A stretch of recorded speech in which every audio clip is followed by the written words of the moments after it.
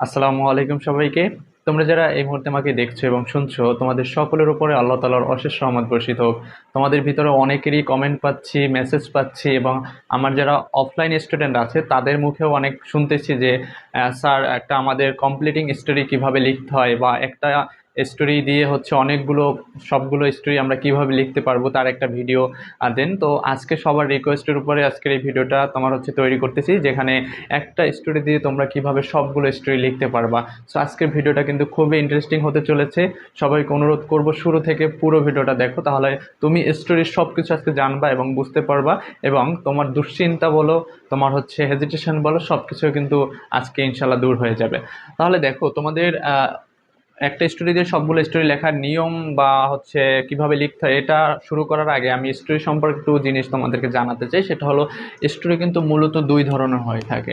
ঠিক আছে, একটা হচ্ছে তোমার ব্যক্তিগত। ব্যক্তিগত কোনগুলো? তোমার হচ্ছে আমরা কিন্তু যখন স্টোরি পড়েছি তখন দেখেছি যে রবার্ট ব্রুস, হ্যাঁ, তারপর হচ্ছে তোমার জয়নুল আবেদিন, তারপর হচ্ছে বাইজিদ বোস্তামি, রবীন্দ্রনাথ ঠাকুর। হ্যাঁ, তো ব্যক্তি রিলেটেড অর্থাৎ ব্যক্তি জীবন কাহিনী যে তোমার স্টোরিগুলো আছে সেগুলো হচ্ছে কিন্তু প্রত্যেকটা হচ্ছে ব্যক্তিগত। হ্যাঁ, তো এইটা হচ্ছে একটা ক্যাটাগরি। আর একটা হচ্ছে তোমার শিক্ষণীয়।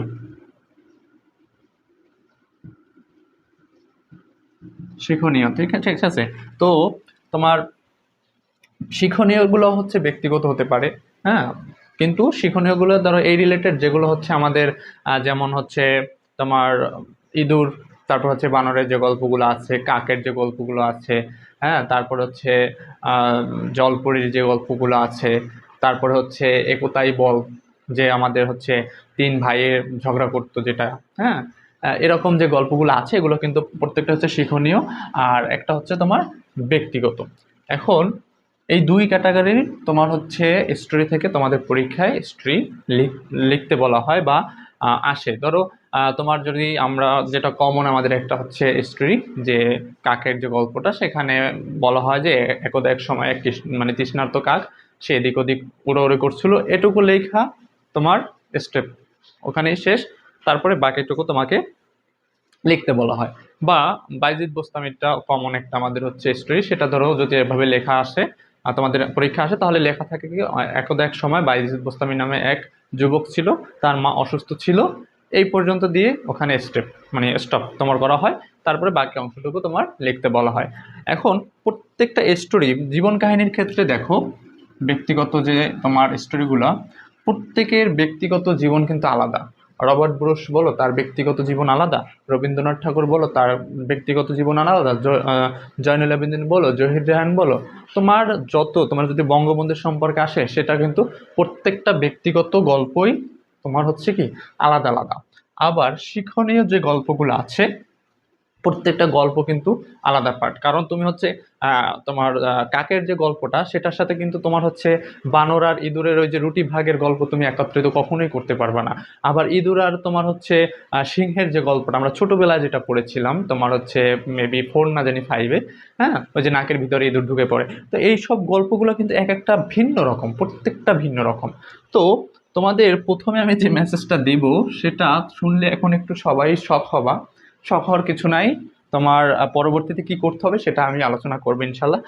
প্রথম যে মেসেজটা হলো সেটা হলো তোমার paragraph, application, grasp and chart. হ্যাঁ, তারপর হচ্ছে তোমার হচ্ছে ডায়লগ কিছুটা তোমার একটা দিয়ে অনেকগুলো লেখা যায়। তো প্যারাগ্রাফ লেখা যায় একটা দিয়ে অনেকগুলো, কারণ হচ্ছে ব্যাড সাইড গুড সাইড যেগুলো আছে ওগুলো হচ্ছে প্যারাগ্রাফ। তো সবগুলো মোটামুটি দেখা যায় একই প্যাটার্নের হয়ে থাকে মূলত।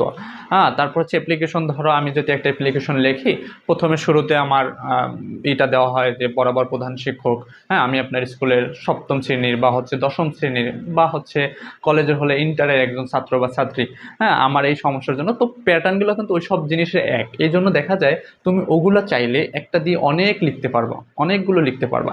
কিন্তু স্টোরির ক্ষেত্রে একটু ভালো করে বুঝে নাও। স্টোরির ক্ষেত্রে যারা ভিডিও বানায় যে একটা দিয়ে অনেক লেখা যায়, একটা দিয়ে সব স্টোরি লেখা যায়, সম্পূর্ণ ভুল। এবং তুমি পরীক্ষায় যতই একটা দিয়ে সব স্টোরি লেখো, জিরো পাবা, জিরো। কারণ যারা পরীক্ষা খাতা পায় তারা একেবারে বোকা বা গর্ধব না। তোমার প্যারাগ্রাফ ওটা মিল থাকে, অর্থগত মিল থাকবে, হ্যাঁ, অর্থের সামঞ্জস্য থাকবে। তুমি প্যারাগ্রাফ একটা মনে করো একটা দিয়ে 10টা লিখলে সেখানে 10-6 মিনিমাম পাবা। আটও অনেকে সুন্দর মতো লিখতে পায়। কিন্তু তোমার হচ্ছে গল্পের ক্ষেত্রে একটা দিয়ে লেখার কোনো চান্সই নাই, কারণ তোমার যেখান থেকে গল্পটা শেষ হয়েছে ওখানে দেওয়া প্রশ্নে যতটুকু দেওয়া শেষ থাকবে ওখান থেকে তোমার শুরু করতে হবে আবার।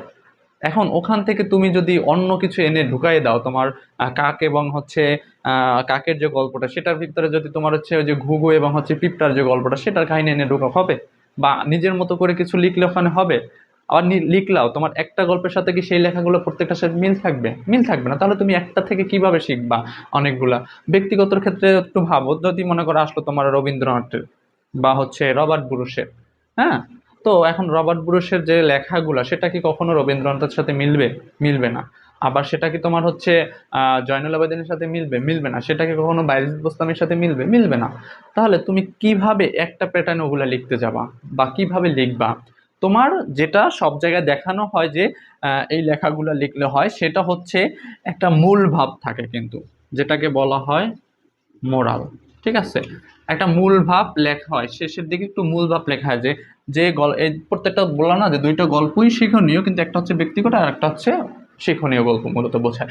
তো এই প্রত্যেকটা গল্পের একটা মূল ভাব থাকে, তাই না? মূল ভাব থাকে না? সেই মূল ভাবটা তুমি অনেকগুলো গল্পে তুমি এক লিখতে পারো। যেমন তোমার এটা একটা শিক্ষণীয় গল্প, এটা থেকে আমাদের অনেক কিছু শেখার আছে, এই মানে তোমার হচ্ছে শিক্ষাগুলো আমাদের জীবনে আনা দরকার, এই শিক্ষাগুলো আমাদের জীবনে যদি আনি আমাদের পারিবারিক সামাজিক এবং হচ্ছে দেশের অনেক ভাবমূর্তি উজ্জ্বল হবে। এইসব বিষয় তুমি এখানে তুমি মূলভাবে লিখতে পারো, কিন্তু তোমার তাকে গল্পটা লিখতে হবে। এখন গল্প না লেখা তো তুমি মূল ভাব লেখো, সেখানে কি জিরো ছাড়া পাবা? তুমি গল্প লিখলা না, শুধু মূল ভাব লিখে রাখলা। তোমারে লিখতে বলছে কমপ্লিটিং স্টোরি, মানে কি স্টোরিটা কমপ্লিট করতে বলছে, সেটার একটা পার্ট আমরা এক্সট্রা দেই, কি তোমার হচ্ছে মূল ভাবটা আমরা একটু দিয়ে দিই যাতে স্টোরিটা সুন্দর হয়। এখন তুমি হচ্ছে কমপ্লিটিং স্টোরি লিখতে বলছে, তুমি স্টোরি কমপ্লিটই করলা না, তাহলে তুমি মূল ভাব লিখে কি মার্কস পাবা সেখানে? তো এখন কথা হলো, যারা যারা এইসব ভিডিও দেখতেছে, আমি এই জিনিসটা মাথায় কাজ করলো যে সবাই যেহেতু এটা নিয়ে আলোচনা করছে বা কমেন্ট করছে, তার মানে ওরা অনেক জায়গায় ভিডিওগুলো দেখছে যে একটা দিয়ে সবগুলো স্টোরি লেখা যায়। তো সবাইকে একটু সতর্ক করব, তুমি পড়ার তোমার হচ্ছে মানসিকতা আছে, তোমার পড়ার মতো এনার্জি আছে, তুমি মেধাবী, কিন্তু যখনই তুমি সুযোগ পাইছো যে দেখছো একটা স্টোরি দিয়ে সব স্টোরি লেখা যায়, তুমি ওইটা যদি ফলো করো তুমি কিন্তু এক্সট্রা স্টোরি পড়তে যাবা না। ঠিক আছে, এবং দেখা যাবে দিন শেষে তুমি হচ্ছে ওই একটা দিয়ে সব লেখার পড়া পইরা জিরো পাইয়া। তো এটা তোমার জন্য একটা খুবই খারাপ অবস্থা হবে এবং খারাপ দিক হবে আমি মনে করি। সেদিক ভেবে ভাবলাম যে না, তাহলে আজকে হচ্ছে এই বিষয়টা নিয়ে একটু আলোচনা করি তোমাদের জন্য। ঠিক আছে, তো আমি চাই না তোমরা আসলে খারাপ রেজাল্ট করো, তোমরা খারাপ কিছু শেখো।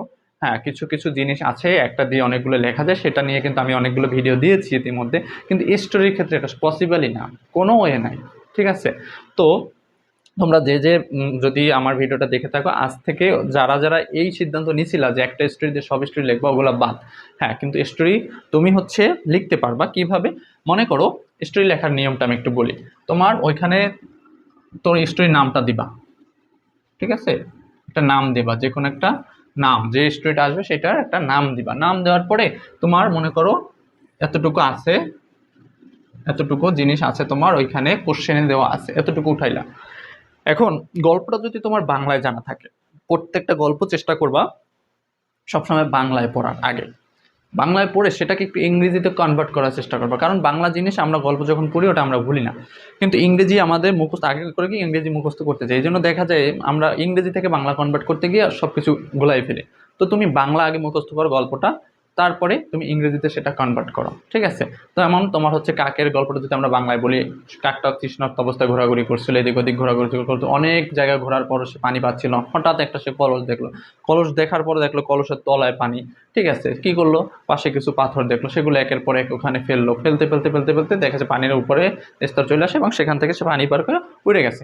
তো এই গল্পটা যদি তোমার আমি একটু ইংরেজি বলতে চাইতাম, তাহলে কিন্তু আমারও সমস্যা হইতো। তো এখন কথা হচ্ছে তুমি বাংলায় প্রথমে একটু মুখস্থ করো, তারপর সেটা ইংরেজিতে কনভার্ট করবা। ইংরেজিতে যতটুকু পারো, এখানে তোমার সম্পূর্ণ লিখতে হবে এমন না, তুমি 5 লাইন মনে করো একটু যদি নিজে বানিয়ে কোনো রকম লিখে দাও, তারপরে যদি হচ্ছে এই মূল ভাবটা, ঠিক আছে, একটু অ্যাড করো, তাহলে কিন্তু সুন্দর একটা রেজাল্ট আসবে সেখান থেকে, এবং সেখান থেকে তুমি তোমার হচ্ছে 7 বা হচ্ছে 5 যা পাও একটা ভালো মার্কস তুমি ওখান থেকে অর্জন করতে পারবে কিন্তু, ঠিক আছে। কিন্তু তুমি যদি শুধু গল্প না লেখে মূল ভাব লেখো, তোমার এই 0 ছাড়া স্যাররা কিছু দিবে না, এটা মাথায় রেখো। সো এখন তোমার হচ্ছে পড়ার ক্ষেত্রে যে কাজগুলো করতে হবে, তোমাদের যেগুলো ইম্পর্টেন্ট স্টোরি আছে সেটা কিন্তু একটা সাজেশন দেওয়া আছে। ইম্পর্টেন্ট স্টোরিগুলো তোমরা হচ্ছে একটু বাংলায় পড়ে সেটাকে ইংরেজি কনভার্ট করবে এবং একটু মাঝে মাঝে সেগুলো প্র্যাকটিস করবা। তাহলে হচ্ছে দেখা যাবে তুমি আর ইংরেজিটাও হচ্ছে ভুলবা না, বাংলাটাও তো ভুলার কোনো কথাই নাই। এবং কয়েকবার যদি খাতায় লেখো তাহলে কিন্তু তোমার মাথায় কিছু জিনিস এমনিতেই সেট হয়ে যাবে। তো কখনোই এই কাজটা করবা না যে হচ্ছে শুধু এই যে একটা দিয়ে সব লেখা যায়, এই ভিডিওগুলো দেখা বা হচ্ছে এরকম হচ্ছে স্টোরিগুলো মুখস্থ করা থেকে বিরত থাকো। তোমাদের যেগুলো ইম্পর্টেন্ট আছে, যেগুলো তোমাদের পরীক্ষা আসার মতো, সেই স্টোরিগুলো তোমরা হচ্ছে একবার হলেও পড়ো এবং বইটা কিছু দিন লেখার একটু প্র্যাকটিস করো। তাহলে দেখবা সব মনে থাকবে না, কিন্তু নিজের মতো গুছিয়ে যদি কিছু তুমি ওখানে অ্যাড করতে পারো, কারণ বাংলাটা যেহেতু জানো তুমি, কিছু অ্যাড করতে পারলে তারপরে তোমার হচ্ছে শেষে কিছু মূলভাব যদি অ্যাড করে দাও তাহলে কিন্তু একটা সুন্দর পরিপূর্ণ একটা তোমার হচ্ছে গল্প হবে, যেটা এই যে কমপ্লিটিং স্টোরির মানেটা বহন করবে, ঠিক আছে। তো স্টোরি বিষয় নিয়ে এটাই ছিল আলোচনা, যেটা তোমাদের মেসেজ দিতে চেয়েছি। আমি আশা করি তোমরা মেসেজটা ক্লিয়ারভাবে পেয়েছো। তোমাদের এখন কাজ হচ্ছে গুরুত্বপূর্ণ যে স্টোরিগুলো আছে সেগুলো একটু সুন্দরভাবে পড়া এবং পড়ে বারবার একটু লেখার প্র্যাকটিস করা। যারা ভুলটা করেছো তারা এখনই শুধরিয়ে নাও। আমি চাই আমার সকল স্টুডেন্ট বা আমারে যারা ফলো করে বা আমাকে দেখে তারা একটা সঠিক গাইডলাইন পাক, সঠিক মানে সঠিক পথের দিক নির্দেশনা পাক, যাতে করে হচ্ছে তারা সেই সঠিক পথে হেঁটে তোমার হচ্ছে গন্তব্যে পৌঁছাতে পারে, যেটা তোমাদের জীবনের সফলতা এনে দেবে। তো পুরো ভিডিওটা যারা মনোযোগ সহকারে দেখেছো তাদেরকে অসংখ্য ধন্যবাদ। চাইলে ভিডিওটা তোমাদের বন্ধুদের শেয়ার করে দিতে পারো, ওরাও এই বিষয়টা একটু সতর্ক হলো। আর তোমাদের যে কোনো সাজেশন বলো, তোমাদের যে কোনো সমস্যা বলো, সব কিছুর জন্য কিন্তু আমি তোমাদের পাশে আসি, ইনশাল্লাহ থাকবো। আজকে পর্যন্তই, সকলে আমার জন্য দোয়া করবে, তোমাদের জন্য দোয়া রইলো। আল্লাহ হাফেজ।